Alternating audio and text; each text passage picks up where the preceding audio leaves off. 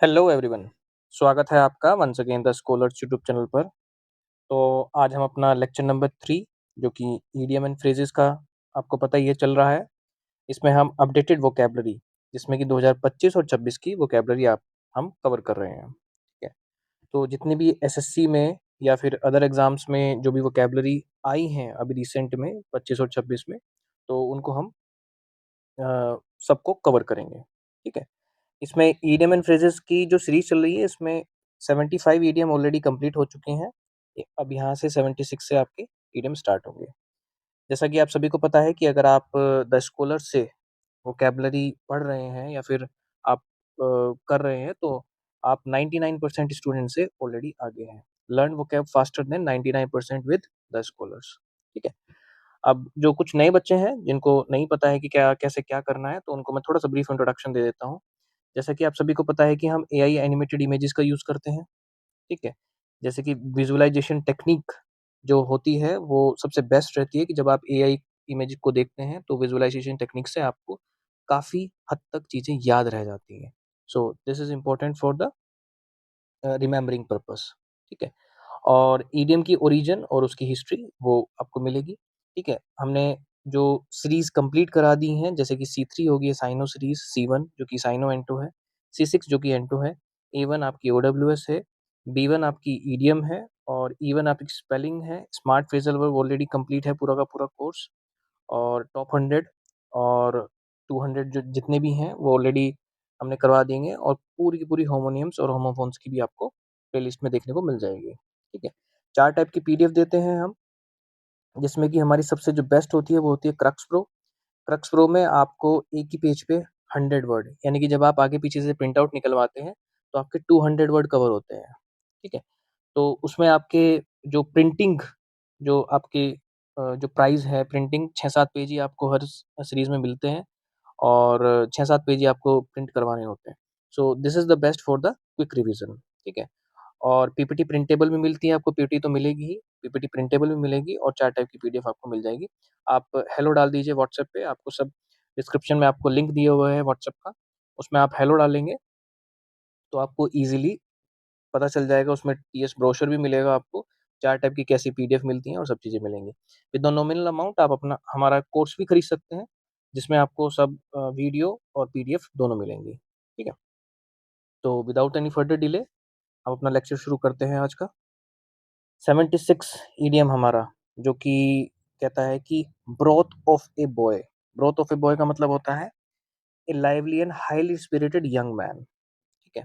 एक लाइवली और highly spirited young man, जिसको हम जोशीला नौजवान कह देते हैं। ठीक है। तो ब्रोथ ऑफ ए बॉय उसका ईडीएम है। तो इसकी हिस्ट्री समझते हैं। हिस्ट्री में क्या कहता है कि आयरलैंड और स्कॉटलैंड में ब्रोथ शब्द केवल सूप या शोरबा जो हम कहते हैं ना सूप, ठीक है, शोरबे के लिए ही नहीं बल्कि किसी चीज के सार ताकत और या बेहतरीन मिश्रण के अर्थ में भी प्रयोग होता था। इसलिए जब किसी लड़के को ए ब्रोथ ऑफ ए बॉय कहा जाता था तो उसका मतलब होता था कि वह लड़का मानो ऊर्जा, साहस, उत्साह और जीवंतता का बेहतरीन मिश्रण हो। कल्पना कीजिए कि गांव के लोग किसी बहादुर या मस्त मौला जो होता है सबका चहेता नौजवान देखकर कहते हो यह तो सचमुच ब्रोथ ऑफ ए बॉय है। ठीक है। अब जो नौजवान हो बिल्कुल अच्छा हो, दिखने में अच्छा हो और बहादुर हो, मस्त मौला हो, तो उसको हम क्या कहेंगे? ए ब्रोथ ऑफ ए बॉय। ठीक है। एक तरीके का मिश्रण बहुत अच्छा है, जोशीला नौजवान है। अब जैसे कि आप फोटो में देख सकते हैं ये लड़का है, ये बिल्कुल ब्रोथ ऑफ ए बॉय है, यानी कि ये जोशीला नौजवान है। ठीक है। इसको देखकर ये लड़का भी इंस्पायर हो रहा है। ठीक है। ये ओल्ड मैन भी इसको देखकर बहुत ज़्यादा खुश हो रहा है। ठीक है। ये लड़की भी, ये माताजी भी, मतलब सब अच्छा फ़ील करते हैं जब ये इनके विलेज में आता है या इनके पास आता है। ठीक है। तो नेक्स्ट इडियम है हमारा 77 buck the system. Buck the system का मतलब होता है टू रेजिस्ट और फाइट अगेंस्ट एस्टेब्लिश रूल और अथॉरिटी। व्यवस्था के खिलाफ जाना, नियमों का विरोध करना। इसकी हिस्ट्री समझ लेते हैं हम। अमेरिका के पुराने घुड़सवारी, जिसको हम हॉर्स राइडिंग कहते हैं, में बक एक ऐसे घोड़े को कहते थे जो अपनी पीठ पर बैठे सवार को गिराने के लिए जोर-जोर से उछलता था और नियंत्रण बनाने से इनकार करता था। बाद में यही बक शब्द किसी भी स्थापित नियम, सत्ता या व्यवस्था के खिलाफ विरोध करने के अर्थ में इस्तेमाल होने लगा।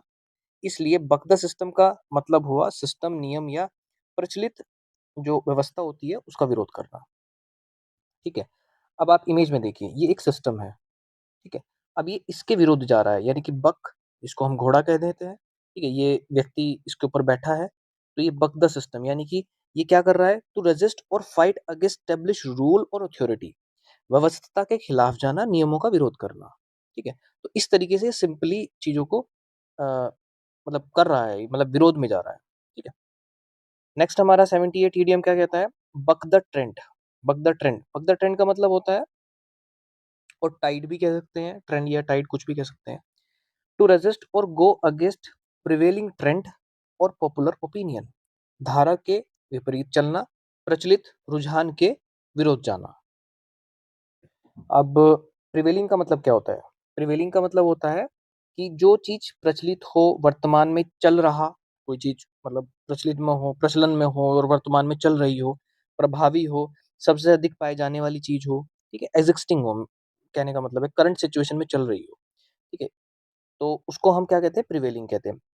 Existing at a particular time, most common, wide spread और डोमिनेंट। ठीक है। तो अब इस ईडियम की हिस्ट्री समझते हैं। इस ईडियम का बक, जो भी हमने पहले पढ़ा था अभी, शब्द पुराने अमेरिकी घोड़े और बैल को भी कह सकते हैं से जुड़ा है। जब कोई घोड़ा सवार के गिराने के लिए जोर जोर से उछलता था तो उसे बक कहा जाता था, यानी नियंत्रण का विरोध करना। बाद में बक द ट्रेंड का अर्थ हो गया कि किसी चलन, भीड़ या लोकप्रिय विचार के खिलाफ जाना। ट्रेंड या ट्राइड को नदी की बहती धारा समझिए। ठीक है। और जैसे अधिकांश लोग धारा के साथ बहते हैं लेकिन कुछ लोग धारा के विपरीत तैरते हैं, वैसे ही जो व्यक्ति सबकी राय या फैशन को न मानकर अपनी अलग राय चुनता है, वह बक द ट्रेंड करता है। इसलिए इसे याद रखें, धारा के विपरीत तैरने वाला व्यक्ति क्या होता है, बक द ट्रेंड होता है। अब जैसे कि ये बक है, ठीक है, अब ये ट्रेंड यानी कि जो टाइड है या ट्रेंड है, ये इधर की तरफ बह रहा है क्योंकि सारी मछलियां उधर की तरफ जा रही हैं। ठीक है। बट ये उसके अपोजिट जा रहा है, तो ये क्या कर रहा है, धारा के विपरीत जा रहा है, जो प्रचलित रुझान है उसके विरोध कर रहा है। ठीक है। नेक्स्ट हमारा 79 है, burn a hole in वंसेस pocket. ठीक है। अब ये तो आपने रोजमर्रा की जिंदगी में भी देखा होगा कि जैसे कि इसके तो जेब में आग लगी हुई है। ठीक है। यानी कि ये बहुत ज्यादा खर्चा कर रहा है, पैसे जल्दी जल्दी खर्च कर रहा है। इच्छा इतनी ज्यादा हो रही है कि ये पैसों को बार बार खर्च करने में ही अपना सारा मतलब करता जा रहा है। तो कहने का मतलब ये है कि money that someone is tempting to spend quickly, पैसा जल्दी खर्च करने की इच्छा होना। ठीक है। अब इसकी हिस्ट्री समझ लेते हैं, ओरिजिन क्या कहता है इसका। जब कोई व्यक्ति बहुत खर्चीला होता था तो मजाक में कहा जाता था कि उसके पैसे जेब में टिकते ही नहीं। आज भी कह देते हैं हम। ठीक है। मानो सिक्के इतने गर्म हो गए हों, जेब में छेद होल कर दें और बाहर निकल जाएं। ठीक है। जैसे कि आप इमेज में भी देख सकते हैं, ये बाहर निकल गए हैं इसके। ठीक है। इतने गर्म हो गया। इसी कल्पना से बर्न होल वर्सेस पॉकेट मुहावरा बना, जिसका अर्थ हो गया पैसे मिलते ही उसे खर्च करने की बेचैनी होना। Simple. Burn a hole in वंसेस pocket. अभी लड़का है, इसके बर्न होल हो गया। ठीक है। अगर आप सही से वोकैबुलरी या फिर ईडियम को एक से दो बार भी पढ़ लेंगे ना आप द स्कॉलर से, ठीक है, तो आपको कोई भी दिक्कत नहीं आएगी। मैं फिर रिपीट कर रहा हूँ, क्योंकि बच्चे अपना टाइम स्पेंड, और टाइम स्पेंड क्या है, वो अपना टाइम वेस्ट कर देते हैं, इधर-उधर भागते रहते हैं। उनको चैनल मिल भी गया है, फिर भी इधर-उधर देख रहे हैं कि कहाँ से करें, कहाँ से करें। देखिए, आपको अगर सही से करना है तो एक बार कर लीजिए, ठीक है? बाकी तो टाइम वेस्ट तो देखो टीचर्स भी कर देते हैं बच्चों का, और बच्चे तो अपना कर ही रहे हैं। तो उसमें तो खैर क्या ही कहें, बट आप ये इडियम समझ ही गए होंगे, a burn a hole in one's pocket. तो अगर आप 2-3 बार वैसे ही पढ़ लेंगे तो आपको याद हो जाएगा। नेक्स्ट हमारा है 80, burst into tears. Burst into tears का मतलब हो गया टू सडनली स्टार्ट क्राइंग, अचानक से रो पड़ना। ठीक है। अब ये तो सिंपल सी बात है कि बर्स्ट इनटू टीयर्स, कि आप बर्स्ट यानी कि फूट जाना, कोई चीज बिखर जाना। ठीक है। और फटना। ठीक है। इनटू टीयर्स यानी कि फूट पड़ना, यानी कि आंखों से पानी आ जाना। ठीक है। इसकी ओरिजिन समझते हैं। इस मुहावरे की जड़ पुराने अंग्रेजी शब्द बस्ट से जुड़ी है, जिसका अर्थ होता है अचानक फटना या जोर से बाहर निकल जाना। पहले इसका प्रयोग गुब्बारे, बांध या किसी वस्तु के अचानक फटने के लिए होता था। बाद में लोग ने बाद में लोगों ने देखा कि जब कोई व्यक्ति अपनी भावनाओं को रोक नहीं पाता, तो उसके आंसू भी मानो एकदम से फूट पड़ते हैं। इसी तुलना में बर्स्ट इनटू टीयर्स मुहावरा बना, जिसका अर्थ हो गया अचानक से रो पड़ना। ठीक है। अब जैसे कि ये लड़की है, अब इसको शायद मिल्क नहीं मिला है। ठीक है, तो ये रो पड़ रही है क्योंकि इससे भूख नहीं झेली जा रही है। ठीक है, तो अचानक से रो पड़ना कि भाई मेरे को मिल्क चाहिए। देखो, तो बस्ट इनटू टीयर्स। नेक्स्ट हमारा 81 है बस्ट समवन बबल। अब ये बहुत अच्छा इडियम है। ठीक है, आपने भी ये रोजमर्रा की जिंदगी में सुना ही होगा कि जो होता है ना, जो ख्याली पुलाव, ठीक है, जो डे ड्रीम करता है कि मैं सक्सेसफुल भी हो जाऊंगा, ये भी हो जाएगा, वो भी हो जाएगा, बट करना कुछ नहीं चाहता है। ठीक है, तो किसी का बबल फोड़ देना, bust bust someone's bubble, to destroy someone illusion और होप्स, उम्मीदों पर पानी फेरना। अब इसकी हिस्ट्री समझते हैं। इस मुहावरे की उत्पत्ति सोप बबल, यानी कि साबुन का जो बुलबुले होते हैं उनसे उनसे हुई है। बुलबुला दिखने में बहुत सुंदर और बड़ा लगता है, लेकिन जैसे ही कोई उसे छूता है या तुरंत, मतलब उसको कोई छू देता है, तो तुरंत फट जाता है।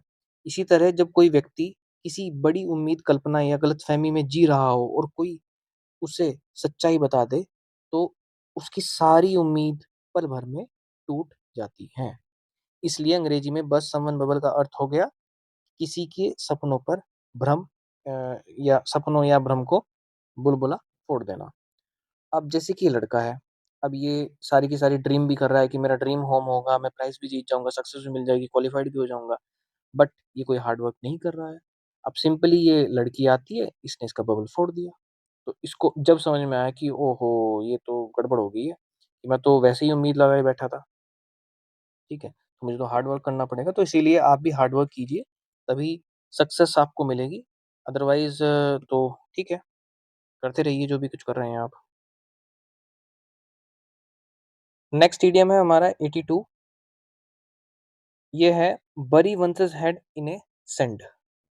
इसका मतलब क्या है? To refuse to think about और डील विद अ प्रॉब्लम, समस्या से मुंह मोड़ना। अब जैसे कि आपने ये भी सुना होगा कि जो कबूतर होता है, वो अपनी आंखें आंखें जो होता है वो उसको बंद कर लेता है जब भी कोई समस्या आती है। ये कहने की बात है, ठीक है? जैसे मान लीजिए बिल्ली आ गई तो आंखें बंद कर लेता है, तो वो सोचता है कि मेरे पास अब प्रॉब्लम नहीं है, या फिर मुझे ये बिल्ली नहीं खाएगी, बट ऐसा नहीं है। ठीक है? तो वो एक एक तरीके से वो भी एक समस्या से मुँह मोड़ रहा है अपना। तो इसी तरीके से इसमें शुतुरमुर्ग है, जैसे कि आप इमेज में भी देख सकते हैं, ये शुतुरमुर्ग है। ये अपना जो सिर है, वो सैंड में दबा रहा है। ठीक है? तो अब इसको समझते हैं थोड़ा-सा हिस्ट्री से। इस मुहावरे की जड़ एक बहुत पुरानी गलत धारणा से जुड़ी है। लोगों का मानना था कि जब शुतुरमुर्ग, जिसको हम ऑस्ट्रिच कहते हैं, किसी खतरे को देखता है, तो वह अपना सिर रेत में छिपा लेता है, ताकि उसे खतरा दिखाई ना दे। वास्तव में शुतुरमुर्ग ऐसी मतलब जो शुतुरमुर्ग होता है, वो ऐसा नहीं करता, ठीक है? लेकिन यह कहानी इतनी प्रसिद्ध हो गई कि इससे यह मुहावरा बन गया, इसलिए bury one's his head in a sand का अर्थ हो गया समस्या या सच समस्या या सच्चाई सामने होने के बावजूद उसे नज़रअंदाज करना और उसका सामना न करना। ठीक है? अब जैसे कि ये शुतुरमुर्ग है, इसने अपना सर जो है वो नीचे दबा लिया। ये सोच रहा है कि शेर भी नहीं आ रहा है और लक्कड़बग्गा भी नहीं आ रहा है। ठीक है? तो ये सिंपली आप समझ पा रहे होंगे। 83 हमारा है बाय द फार्म। इसका मतलब होता है टू डाई, मर जाना या परलोक सिधारना। अब अगर आपने बाय द फार्म एक बार देखा, तो आप टू डाई इसको अंदाज़ा लगा ही नहीं सकते। इसका मतलब टू डाई हो गया। ठीक है? कोई चीज़ फार्म को आप बाय कर रहे हैं तो उसका मतलब मरना थोड़ी होगा। ठीक है? तो अब इसकी हिस्ट्री समझते हैं, ये काफ़ी इंटरेस्टिंग हिस्ट्री है इसकी। इस मुहावरे की सबसे प्रसिद्ध कहानी द्वितीय विश्व युद्ध यानी कि वर्ल्ड वॉर 2 के समय से जुड़ी मानी जाती है। कहा जाता है कि अमेरिका में कई युवा सैनिक खेती करने वाले परिवारों से आते थे। यदि कोई सैनिक युद्ध में मारा जाता था, तो सरकार से मिलने वाले बीमा राशि जो इंश्योरेंस मनी होती है, उसके परिवार को मिलती थी, जिससे वे अपने खेत यानी कि फार्म का कर्जा चुका सकें या फिर नया खरीद सकें। ठीक है, इसलिए सैनिक के बीच मजाकिया लेकिन दुखद अंदाज में कहा जाने लगा कि जिसने ब्रॉट द फार्म, यानी कि जिसने एक फार्म को ब्रॉट कर लिया, वह मर गया, और उसकी मृत्यु के बाद मिली रकम से परिवार का फार्म खरीद लिया गया। यही कारण है buy the farm to die, जिसका मतलब होता है मर जाना, का अर्थ प्रचलित हो गया। ठीक है, अब जैसे कि आप स्क्रीन पे देख सकते हैं, ये जो इमेज है, ठीक है, अब कोई सोल्जर मान लो मर गया हो, तो ये सोल्जर उसकी एक इंश्योरेंस मनी लेकर आया है उसके घर पे, जिससे कि ये अपना या तो कर्जा उतार सकते हैं या फिर कोई नया फार्म खरीद सकते हैं। ठीक है, तो एक तरीके से इसका मतलब हो गया मर जाना। नेक्स्ट है हमारा 84, बाय फार। बाय फार का मतलब होता है बाय अ ग्रेट अमाउंट, काफी हद तक, सबसे अधिक। ठीक है, अब ये थोड़ा सा, आप वैसे भी अगर आप एक बार वैसे ही पढ़ लेंगे तो आपको ये अंदाजा हो जाएगा कि ये कहना क्या चाह रहा है इस इडियम में।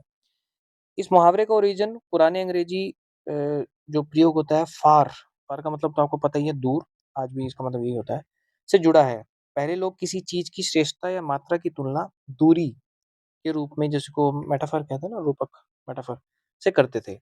यदि कोई व्यक्ति या वस्तु दूसरों से बहुत आगे निकल जाती थी तो कहा जाता था कि ये फार अहेड है। ठीक है, समय के साथ बाय फार एक स्थायी फ्रेज बन गया, जिसका अर्थ हो गया बहुत ज्यादा अंतर से या सबसे अधिक। अब जैसे कि ये रनर है, ये सबसे आगे है, फिर कछुआ है, फिर ये बियर है, फिर लोमड़ी है, तो ये सबसे आगे है। ठीक है, तो इसने इन सबको बहुत हद तक, यानी कि सबसे सबसे जो डिस्टेंस है वो बहुत ज्यादा है इनकी और बाकी रनर के बीच में। ठीक है, बाय अ ग्रेट अमाउंट है। नेक्स्ट हमारा इडियम है 85, card are stuck against someone. इसका मतलब हो गया to be in a situation where success is very unlikely, सफलता की संभावना बहुत कम होना। अब आप, सिंपल सा है कि अगर आप थोड़ा सा भी अगर इसको ध्यान से देखेंगे, कार्ड का मतलब क्या होता है कि जो प्लेन कार्ड्स होते हैं, जो ताश के पत्ते होते हैं, स्टैक्ड, स्टैक्ड का मतलब होता है कि कोई चीज का ढेर। ठीक है, कोई चीज आप जमा कर रहे हैं। ठीक है, अगेंस्ट किसके खिलाफ, किसी के खिलाफ, यानी कि समवन। ठीक है, आपने कार्ड को इस तरीके से लगाया है कि जिससे कि अगला व्यक्ति सफल हो ही ना पाए आपसे गेम में, ताश के पत्तों में। ठीक है, तो स्टैक का मतलब तो आपको पता ही चल गया, place one on top of another in a pile, pile मतलब ढेर में, अरेंज इन अ लेयर, एक के ऊपर एक रखा हुआ है, ढेर लगा हुआ जमा करना, या फिर कोई चीज जमा होना। ठीक है, अब इसकी हिस्ट्री समझते हैं। पुराने कार्ड गेम ताश के खेल में पहले कुछ बेईमान खिलाड़ी ताश की गड्डी, जो होती है ताश की गड्डी, को इस तरह से पहले से ही सजा देते थे कि जो, उसको क्या कहते हैं, स्टैक द कार्ड, उसको एक तरीके से पहले ही सजा देते थे कि जीत उनके पक्ष में ही जाए और सामने वाले के पास अच्छे पत्ते आने की संभावना बहुत कम हो जाए। ठीक है, यानी खेल शुरू होने से पहले ही परिस्थितियां उसके खिलाफ कर दी जाती थी। इसी वजह से कार्ड और स्टैक अगेंस्ट समवन का अर्थ हो गया ऐसी स्थिति जिसमें किसी व्यक्ति के सफल होने की संभावना बहुत कम हो, क्योंकि हालात पहले से ही उसके विरुद्ध है। ठीक है, अब जैसे कि आप ये देख सकते हैं, ये लड़का है, अब इसने पहले से ही कार्ड को इस तरीके से लगाया है कि ये जो ओल्ड मैन है, ये जीत नहीं पा रहा है उससे। ठीक है, तो इसने कार्ड अगेंस्ट समवन, इनके खिलाफ पहले ही कार्ड बहुत अच्छे लगाए हुए हैं, ये जीत ही नहीं पाएगा। ठीक है, नेक्स्ट इडियम है हमारा 86, carry coal to Newcastle. इसका मतलब होता है to supply something that is already plentiful. ठीक है, जो चीज पहले से ही बहुत हो उसे देना, मतलब कोई चीज पहले से ही आपके पास ऑलरेडी बहुत ज्यादा है, फिर भी आप उसको दे रहे हैं। ठीक है, तो इसकी हिस्ट्री देख लेते हैं। इसकी हिस्ट्री थोड़ी सी इंटरेस्टिंग है। Carry coal to Newcastle का ओरिजिन इंग्लैंड के न्यू कैसल अपॉन टाइनी शहर से जुड़ा है। ठीक है, न्यू कैसल कभी कोल, यानी कि जो कोयला होता है, का सबसे बड़ा उत्पादक केंद्र माना जाता था। जहाँ पहले से ही कोयले की भरमार थी, ठीक है? इसलिए अगर कोई व्यक्ति वहाँ और कोयले लेकर जाए, अगर कोई व्यक्ति वहाँ पे और कोयले लेकर जाए कि पहले से ही भरमार है, फिर भी वो कोयले लेकर जा रहा है, तो वह बिल्कुल बेकार और अनावश्यक काम माना जाएगा। इसी घटना से यह इडियम बना, जिसका अर्थ है ऐसी चीज़ वहाँ ले जाना, जहाँ पहले से ही बहुत मात्रा में मौजूद हो। ठीक है? तो अब ज़ाहिर-सी बात है कि पहले से ही जब कोई चीज़ मात्रा में मौजूद है, तो फिर आप उसको क्यों लेकर जा रहे हैं? ठीक है? अब जैसे कि आप स्क्रीन पे देखें, ये जो व्यक्ति है, अब इसने अपनी बकेट में सारा कोल भर लिया है, ठीक है? और ये उल्टा लेकर जा रहा है वहाँ पे, जहाँ पे पहले से ही बहुत सारा कोल है। ठीक है? तो सब लोग हँस रहे हैं कि भाई ये कर क्या रहा है कि यहाँ पे तो पहले से इतना कोल है, फिर भी वहाँ लेकर जा रहा है। तो इस तरीके का इसमें दर्शाया गया है, जो चीज़ पहले से ही बहुत हो, उसमें ही कोई चीज़ ऐड ऑन करना। सो नेक्स्ट इडियम है हमारा 87, कास्ट द फर्स्ट स्टोन। इसका मतलब होता है to be the first to criticise और ब्लेम समवन, सबसे पहले दोष लगाना। किसी चीज़ के लिए या फिर किसी व्यक्ति के ऊपर दोष लगाना, क्रिटिसाइज़ करना किसी को। अब इसकी हिस्ट्री समझते हैं। इसकी हिस्ट्री भी काफ़ी इंटरेस्टिंग है।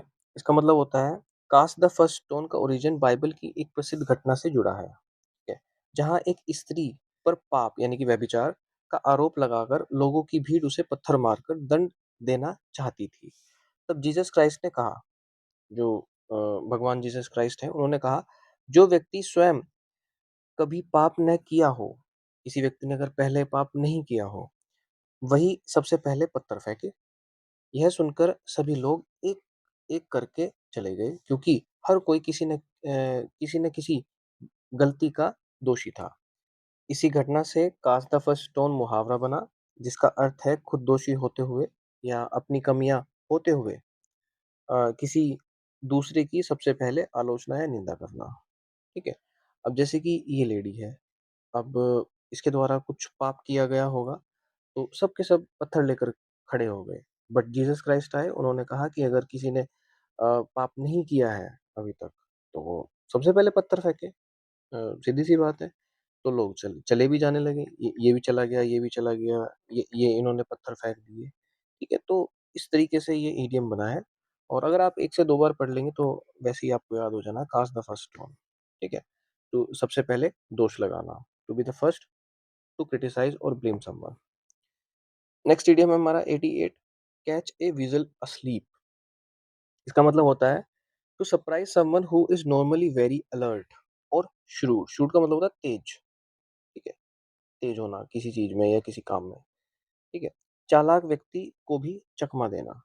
अब वीज़ल क्या होता है? जो वीज़ल होता है ना, एक एक प्रकार का कह लीजिए एनिमल होता है, नेवला। आपने सुना भी होगा नेवला, उसको कहते हैं वीज़ल, ठीक है? और अस्लीप, अब आपने कैच कर लिया वीज़ल को भी सोते हुए, तो आपने एक ऐसा काम कर दिया कि जो चालाक व्यक्ति है या फिर चालाक आदमी है, उसको भी आपने चकमा दे दिया, ठीक है? तो आपको वैसे ही समझ में आ गया होगा कि कैच अ वीज़ल अस्लीप।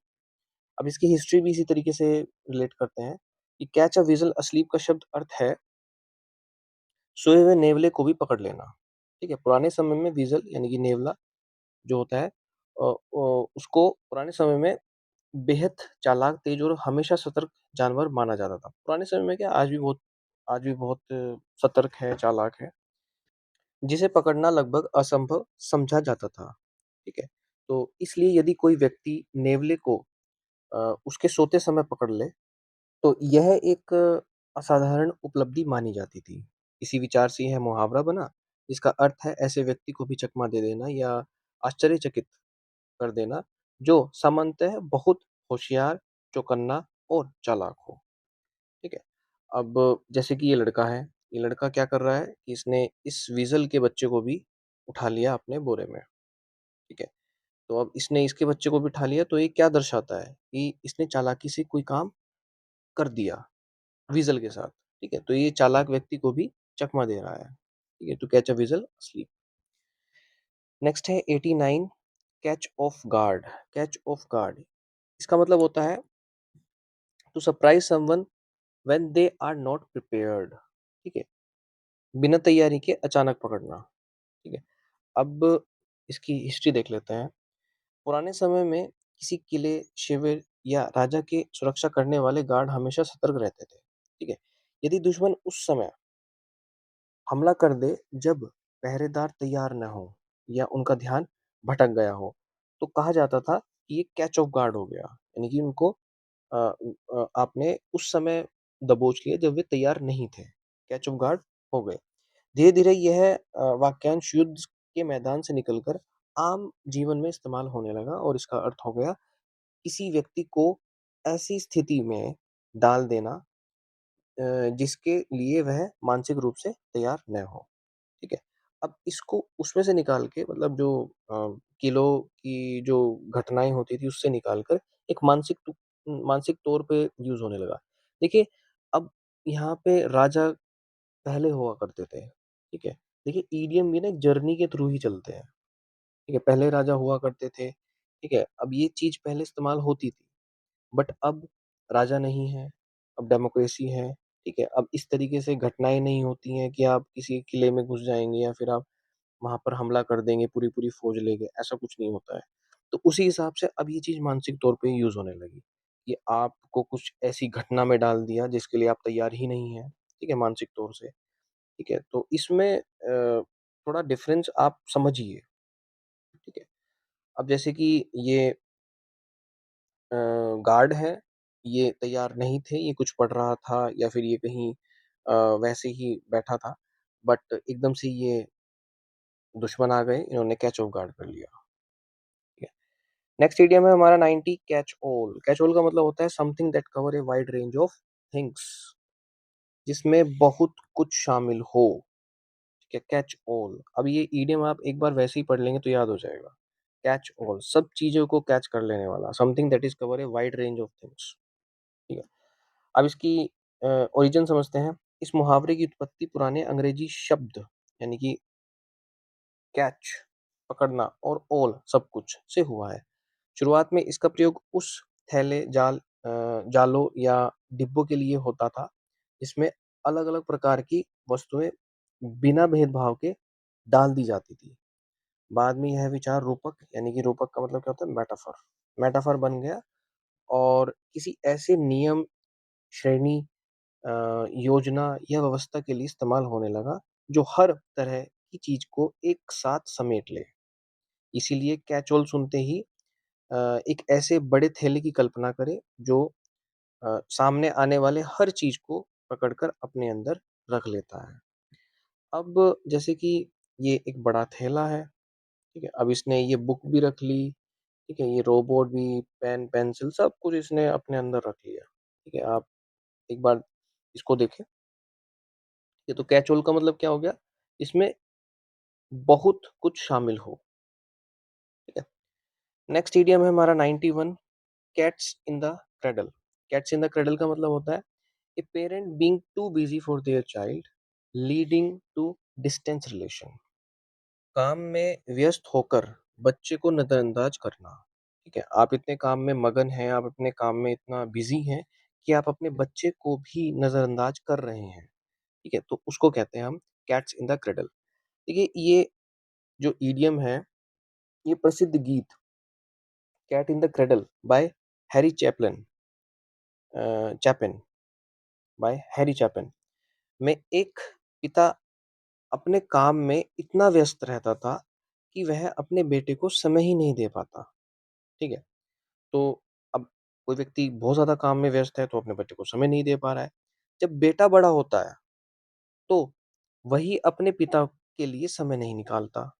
सिंपल सी बात है, वाइस वर्सा हो गया कि आपने अपने बेटे को समय नहीं दिया, जब बेटा बड़ा हो गया तो उसने अपने पिता को समय नहीं दिया। इसलिए यह फ्रेज़ उस स्थिति का प्रतीक बन गया जहाँ माता-पिता, विशेषकर पिता, अपने बच्चे के साथ पर्याप्त समय नहीं बिताते और धीरे-धीरे उनके रिश्ते में दूरी आ जाती है। अब जैसे कि ये व्यक्ति है, ठीक है? अब इसने अपने बच्चे को समय नहीं दिया, शायद ये कुछ खेलना चाह रहा है। कुछ ऐसे काम भी हो जाते हैं आप समय नहीं दे पाते हैं, ठीक है? आज के दौर में तो काफ़ी चीज़ें हो जाती हैं कि आप घर में केयर टेकर रखते हैं, बच्चे को सँभालने के लिए क्योंकि काम ही इतना ज़्यादा है। बट चलो ख़ैर अब इसने इसको समय नहीं दिया, तो एट द सेम टाइम जब ये लड़का बड़ा हुआ, और ये जो व्यक्ति है ये बूढ़ा हुआ, ठीक है? और ये लड़का बड़ा हो गया। तो अब ये अपने फादर को समय नहीं दे पा रहा है, क्योंकि वही स्थिति बन जाती है कि जब आप छोटे थे तो आपके पास समय था, जब आप बड़े हो गए, बूढ़े हो गए, तब आपके पास समय है। तो बीच का जो सिनेरियो है इसमें आप काम ही कर रहे हैं।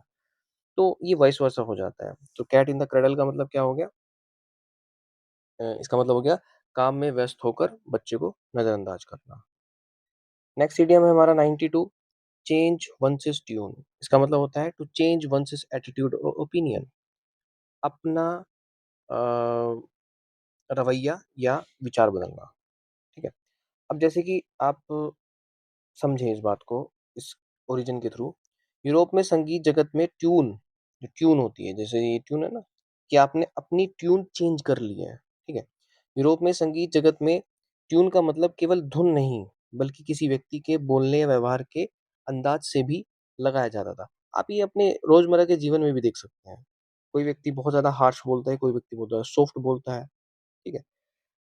जब कोई संगीतकार धुन बदलता था तो पूरा माहौल बदल जाता था। इसी से यह मुहावरा बना। बाद में इसका प्रयोग उन व्यक्तियों के लिए, उन लोगों के लिए होने लगा जो परिस्थितियाँ बदलते ही अपनी बात, राय या व्यवहार बदल लेते थे। अब आप ये फ़ोटो देखिए। अब ये जो व्यक्ति है, अब ये बहुत ही अच्छा ट्यून बजा रहा है, but at the same time ये लड़का और ये लड़की, ये दोनों नाच रहे हैं, इनको अच्छा लग रहा है, ठीक है? But at the same time अगर इसने ये बहुत अजीब-सी ट्यून बजा दी, तो इनके भी ये भी बहुत परेशान हो जाएँगे कि भाई कहेंगे कि भाई क्या बजा रहे हो आप? तो इसने ये ट्यून चेंज कर दी अपनी, ठीक है? Change one's his tune, to change one's his attitude और ओपिनियन। नेक्स्ट इडियम है हमारा 93, चीक टू चीक। अब अगर आप थोड़ा-सा भी लॉजिक लगाएँगे, चीक टू चीक का मतलब है टू टू डांस और standing very close together, face to face, बहुत करीब आमने-सामने, ठीक है? अब आपने अपने गाल से गाल लगा दिए, तो ज़ाहिर-सी बात है आप बहुत करीब हैं किसी व्यक्ति के। पुराने यूरोपीय बॉलरूम डांस, जैसे कि वॉल्स कह देते हैं या फॉक्सट्रॉट आदि में नृत्य करते समय 2 लोग इतने करीब खड़े हो जाते थे कि उनके गाल लगभग एक-दूसरे को छूने लगते थे। तो 20वीं सदी में यही अभिव्यक्ति खासकर रोमांटिक डांस के लिए प्रसिद्ध हुई और बाद में इसका अर्थ किसी भी 2 लोगों का बहुत नज़दीक आमने-सामने या घनिष्ठ रूप के साथ होने लगा या हो गया, ठीक है? अब जैसे कि ये आप देख सकते हैं, ये कपल है, ये बहुत करीब है तो इनके गाल से गाल मिल रहे हैं, ठीक है? तो ये दर्शाता है कि टी चीक टू चीक यानी कि बहुत करीब आमने-सामने। नेक्स्ट इडियम है हमारा 94, क्लच या फिर कोई चीज़ ग्रैस्प कर लेना, at straws, to try anything in desperation with little hope of success. सफलता के लिए हताश होकर कोई भी प्रयास करना। अब स्ट्रो का मतलब तो आपको पता ही होगा, जैसे कि तिनका वगैरह, ठीक है? तिनका होता है वैसे तो इसका मतलब, तिनका। और क्लच और का मतलब तो आपको पता ही है, इसका मतलब होता है ग्रैब करना, कोई चीज़ ग्रैस्प करना, कोई चीज़ पकड़ना, ठीक है? कोई चीज़ बहुत टाइटली पकड़ना, ठीक है? अब इसकी हिस्ट्री समझ सकते हैं। जब कोई व्यक्ति पानी में डूब रहा होता है, ठीक है? तो बचने की आखिरी उम्मीद में वह तिनका, जिसको हम स्ट्रो कहते हैं, स्ट्रोज़, तक को पकड़ने की कोशिश करता है, जबकि तिनके उसे वास्तव में बचा नहीं सकते।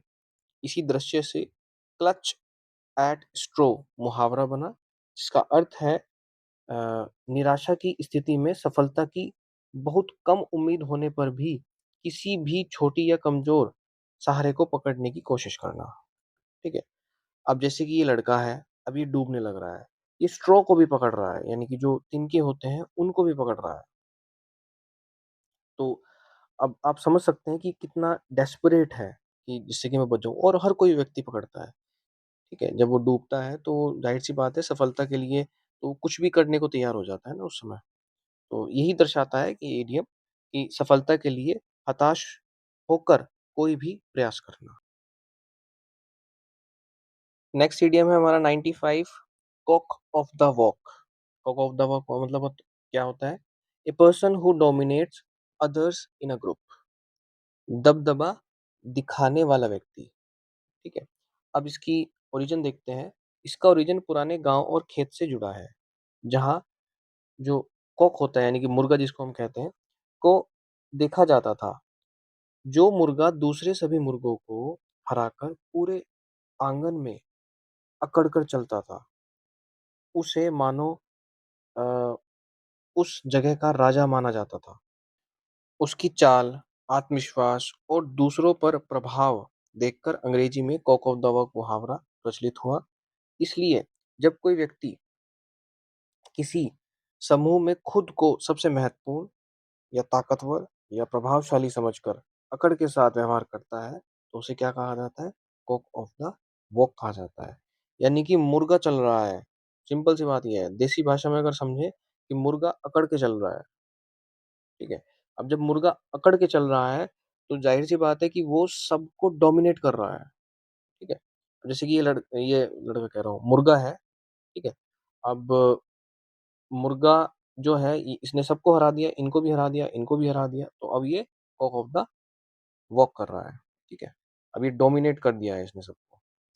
नेक्स्ट इडियम है हमारा 96 कम और स्प्रिंग टू माइंड यानी कि कोई चीज़ एकदम से आ जाना माइंड में। जब आप कोई चीज़ पढ़ रहे हैं, एकदम से आपके माइंड में कुछ आया कि मैं ये खा लूँ या ये कर लूँ, वो कर लूँ। ठीक है? इसका मतलब होता है to suddenly came into one's thought आपके थॉट में कोई चीज़ सडनली आ जाना, अचानक याद आना, ध्यान में आना। तो अब इसकी हिस्ट्री समझते हैं। माइंड का मतलब मन या विचार और कम का मतलब या स्प्रिंग का मतलब अचानक प्रकट होना।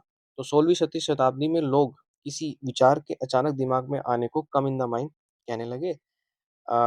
जबकि स्प्रिंग टू माइंड और स्प्रिंग उछलकर जो उछलता है ना स्प्रिंग, उछल पड़ना है कोई चीज़, ठीक है? शब्द से यह दिखाता है कि विचार बिना कोशिश के एकदम से दिमाग में कूद कर आना, ठीक है? आपके दिमाग में कूद कर आ गया एकदम से। तो इसलिए जब कोई बात या व्यक्ति का व्यक्ति या घटना अचानक याद आ जाए, तो कहा जाता था, "it came to my mind, it sprang to my mind." ठीक है? अब जैसे कि ये लड़की है, ये कुछ पढ़ रही है बट अचानक से इसके माइंड में क्या आया कि मैं पिज़्ज़ा खा लूँ, मैं अपनी कैट के साथ खेल लूँ या फिर मैं अपने भाई के साथ खेल लूँ या फिर मैं कुछ ये कर लूँ, वो कर लूँ। तो ये सब चीज़ें उसके एकदम से दिमाग में आई, ठीक है? तो इसको मतलब क्या हो गया कि अचानक से कोई चीज़ दिमाग में आना। 97 इडियम है, come between the bark and the tree. अब आप बार्क का मतलब आपको पता है छाल, जो पेड़ की छाल होती है, ठीक है? और ट्री के बीच में आ जाना, तो ये बहुत छोटा-सा डिस्टेंस होता है।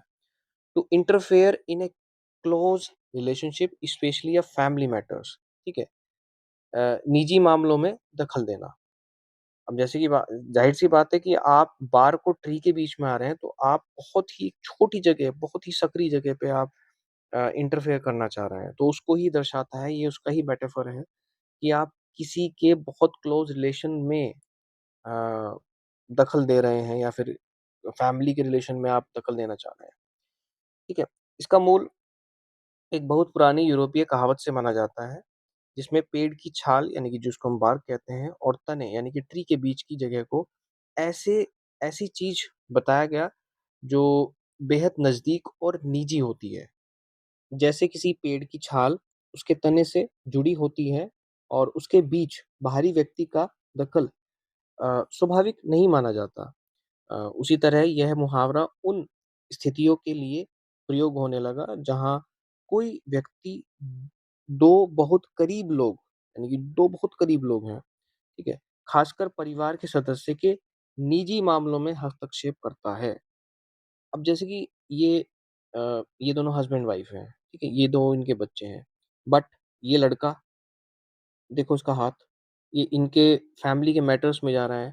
इन सब का मैटर ये देख रहे हैं बाहर से खड़े होकर, कि ये सब देख रहे हैं। तो ये क्या कर रहे हैं इंटरफेयर कर रहे हैं, ठीक है? निजी मामलों में दखल दे रहे हैं। To come between the bark and the tree. Next idiom है हमारा 98 कम हाई। इसका मतलब होता है to cost a lot of money, बहुत महँगा होना। अब जैसे कि ज़ाहिर-सी बात है अगर आप कोई चीज़ देख रहे हैं कि भाई बहुत ज़्यादा महँगी है, ठीक है? तो वो क्या होगी? कम हाई मतलब कि बहुत हाई उसके रेट होंगे, सिंपल सी बात है। इसका ओरिजिन पुराने अंग्रेजी व्यापार और बाज़ार की भाषा से जुड़ा है, जहाँ हाई शब्द का प्रयोग किसी वस्तु की ऊँची कीमत यानी कि हाई प्राइस के लिए किया जाता था। धीरे-धीरे लोग कहने लगे कि कोई चीज़ कम हाई यानी उसे पाने के लिए बहुत पैसा चुकाना पड़ता है। अब ज़ाहिर-सी बात है, आप इस फ़ोटो में भी देखिए कि इसने लिखा हुआ है कम हाई, ठीक है? यानी कि बहुत ज़्यादा पैसा चुकाना पड़ेगा अगर आपको कोई चीज़ लेनी है, जैसे कि मसाले बेच रहा है या कुछ बेच रहा है, ठीक है? तो उसने एक हाई प्राइस पे किया और उसने वो चीज़ ले ली, सिंपल, ठीक है? 99 है हमारा cook someone's goose, cook someone's goose. इसका मतलब हो गया टू ruin समवन्स प्लान और चांस, किसी की योजना बिगाड़ देना। अब ज़ाहिर-सी बात है कि आपने इस जो गूज़ होता है ना गूज़, उसको कहते हैं हंस, ठीक है? अगर आपने हंस को भी आपने कुक कर दिया, तो आपने ज़ाहिर-सी बात है कि हंस को मार दिया एक तरीके से, ठीक है? तो इसको थोड़ा-सा इस तरीके से समझिए कि आपने कोई चीज़ किसी की योजना या फिर कोई चीज़ बिगाड़ दी है एक तरीके से। इसकी हिस्ट्री समझ लेते हैं। यूरोप में गूज़ जिसको हम हंस कहते हैं, को पकाने का मतलब उसका अंत कर देना होता था। धीरे-धीरे यह विचार रूपक यानी कि मेटाफर बन गया कि जैसे हंस पक जाने के बाद बच नहीं सकता, वैसे ही किसी की योजना या उम्मीदों को पूरी तरह नष्ट कर देना कुक समवन गूज़ कहलाने लगा। अब जैसे कि ये गूज़ है, ये एक हंस है, इसने इसको पका दिया, ठीक है? ऐसे ही ये कोई मुसाफ़िर है, ये कहीं जा रहा है, तो इसका सारा का सारा प्लान खत्म हो गया, ठीक है? क्योंकि हो सकता है कि इसका कोई ये मैप जल गया हो, ठीक है? तो इस तरीके से आप समझ सकते हैं। नेक्स्ट इडियम है हमारा 100 काउंट डाउन द डेज़। अब आप इसको वैसे भी देख लीजिए, काउंट डाउन डेज़ आप डेज़ को काउंट कर रहे हैं, ठीक है? तो आप क्या कर रहे हैं? किसी का वेट कर रहे हैं। To wait eagerly for something, ठीक है? बेसब्री से इंतज़ार करना। इसकी हिस्ट्री समझते हैं। अ, जब लोग किसी बड़े त्योहार, यात्रा, युद्ध की समाप्ति या किसी प्रिय व्यक्ति के लौटने का इंतज़ार करते हुए कैलेंडर पर हर बीतते दिन को चिन्हित यानी कि मार्क करते थे। वे सचमुच बचे हुए दिन की गिनती करते थे, जिससे उनकी उत्सुकता और प्रतीक्षा झलकती थी। इसी आदत से काउंट डाउन द डेज़ मुहावरा बना जिसका अर्थ है कि बहुप्रतीक्षित घटना के लिए बेसब्री से इंतज़ार करना। अब जैसे कि ये लड़की है, ठीक है? अब ये अपने फ़ादर के आने का वेट कर रही है। ये उनकी मदर है, ठीक है? तो ये अपने फ़ादर के आने का वेट कर रही है, तो ये क्रॉस लगाती जा रही है कि आज ये दिन खत्म हो गया, फिर 19 हो जाएगा, फिर 18 इस तरीके से ये करती जा रही है, ठीक है? और पापा आ जाएँगे 29 को, पापा रिटर्न 29 को। तो ये बेसब्री दिखाई जा रही है कि ये कितनी बेसब्र है अपने फ़ादर के मिलने के लिए, ठीक है? Thank you so much for watching this lecture. आप चैनल को लाइक, सब्सक्राइब और शेयर ज़रूर करें, जिससे कि आपको नई अपडेट और नोटिफ़िकेशन मिलती रहें और अपना ध्यान रखें। जय हिंद।